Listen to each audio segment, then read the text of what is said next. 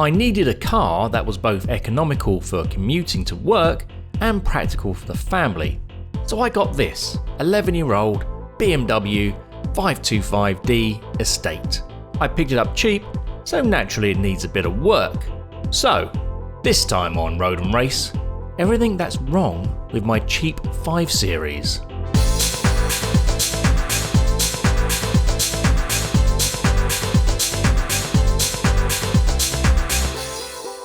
Maybe it's me, but when you get to a certain age, you start looking at estate cars and thinking, that's a good looking car. No? Just me then.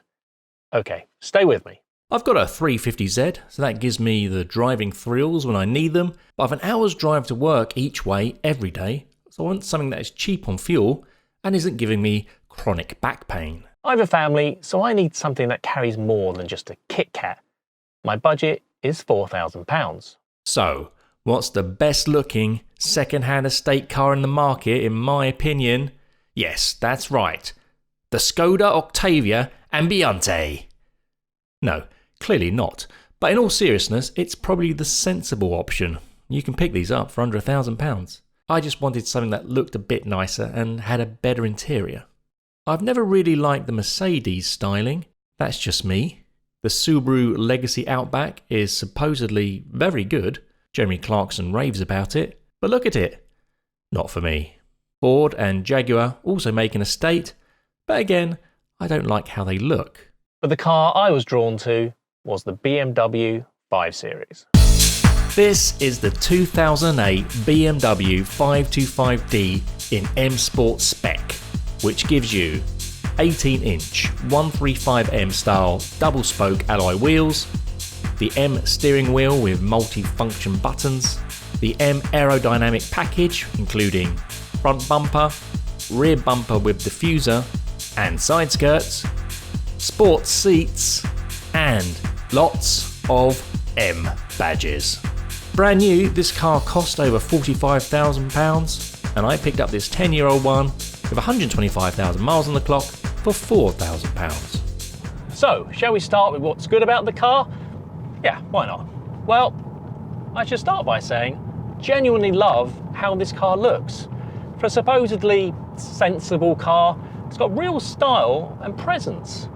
And if you can't afford to buy or run an M5, then this car, with all its M Sport bits, looks almost the same. Since I've mentioned the mighty M5, I should probably talk about how this car drives.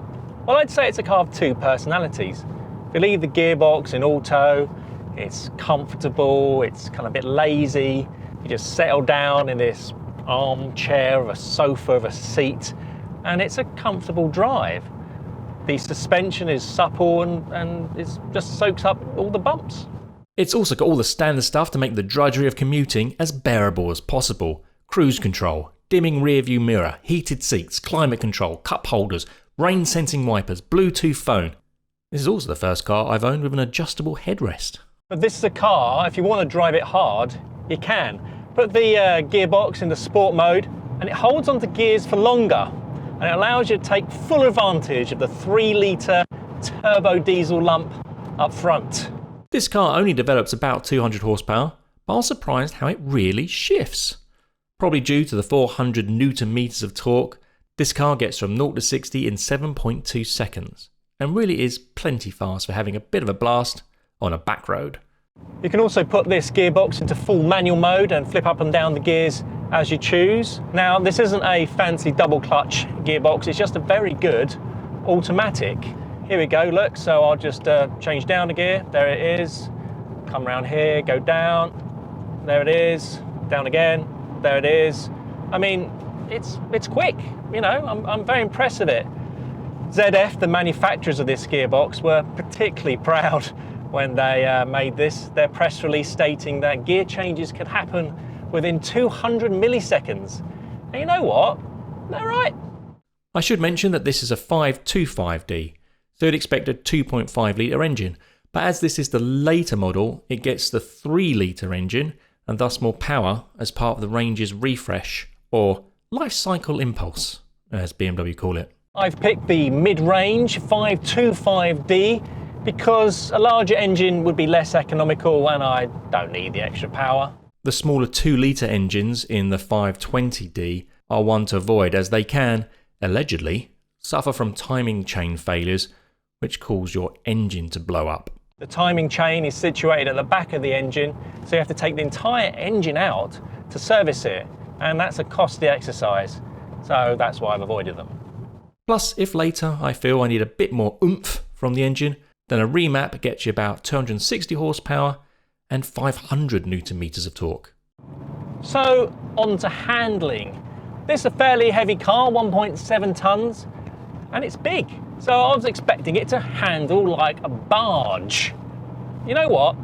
It really doesn't. This car has the optional M Sport suspension, which makes the car a bit stiffer and sits a bit lower, and it does a really good job. It's comfortable when just cruising along, but push into a corner and it's surprising how well this car copes.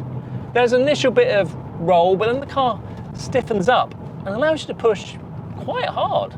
Couple that with the gearbox and sport, and it makes for a genuinely, surprisingly fun car to drive enthusiastically.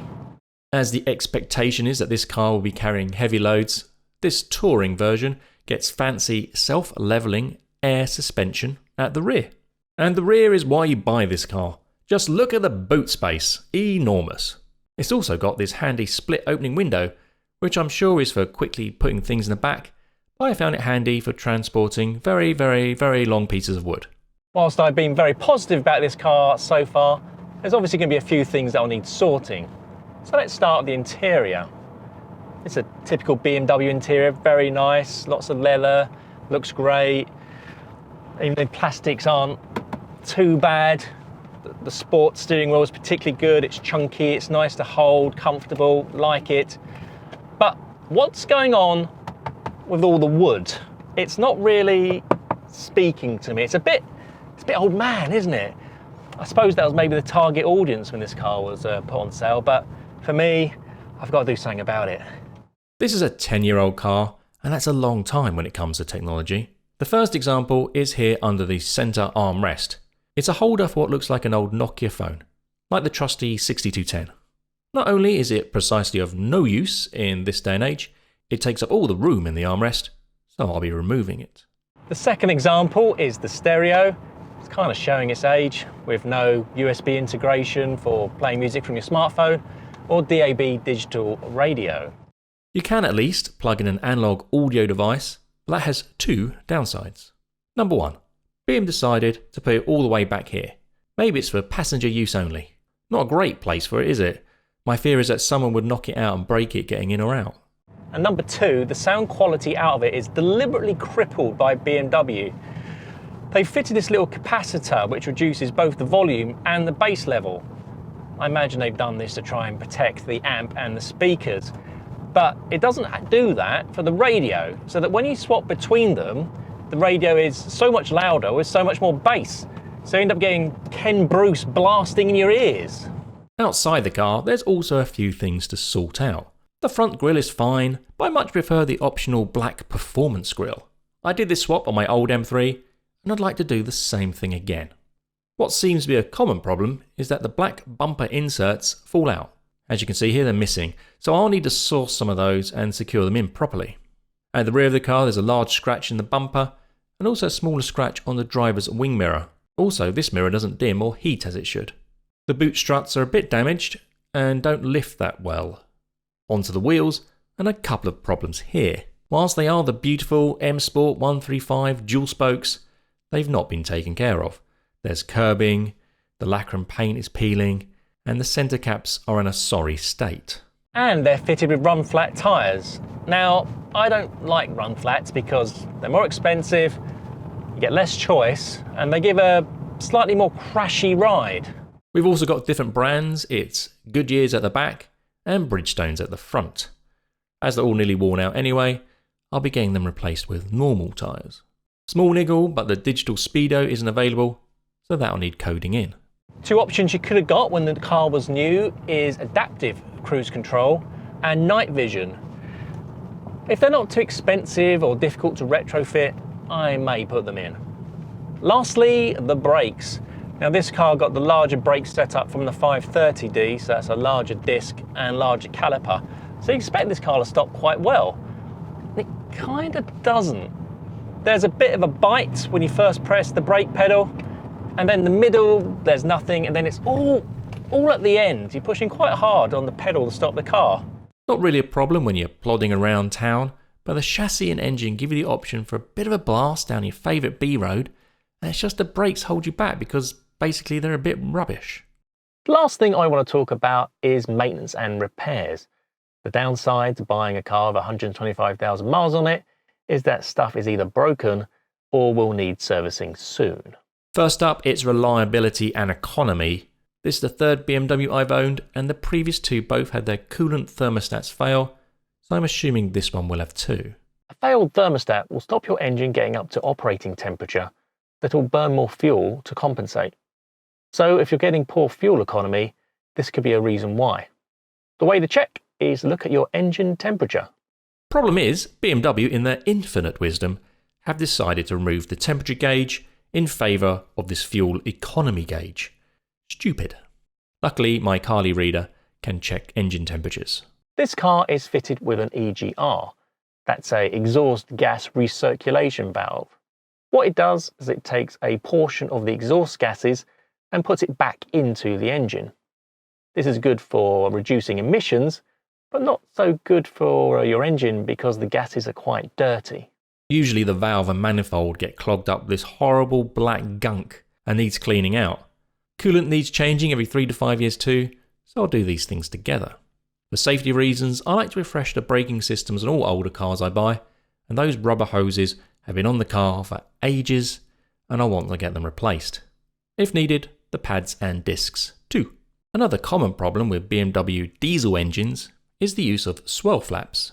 These flaps open and close on the engine at low speeds to increase fuel economy, but have one fatal problem. They're made of plastic, and if they break, they simply fall into the cylinder and cause massive engine damage. Luckily, the fix is simply to remove them and fit blanking plates. Whilst I'm in there, I'll also change the glow plugs and their controller. Another component fitted to the car to reduce emissions is the DPF. This is the diesel particulate filter. Basically what this does is it filters the exhaust gases, turns any soot into ash by burning it. And after 125,000 miles, BMW assumed that the filter is now all clogged up and puts a warning on your dashboard. Oh, I should probably mention this is a £1,000 part. Luckily, you can take it off the car and clean it, which is the cheaper option, and this is what I'll be doing. The differential fluid, transmission fluid and fuel filter all need changing, as well as the cabin filters, air filters and auxiliary drive belts. So that's the list of things to do. Not too much, all things considered. I'll be looking to spend, hopefully, less than £1,000 putting everything right. Next time on Road and Race, I get stuck in with the first round of repairs, starting with testing if the thermostats need replacing, cleaning the filthy EGR and changing the coolant.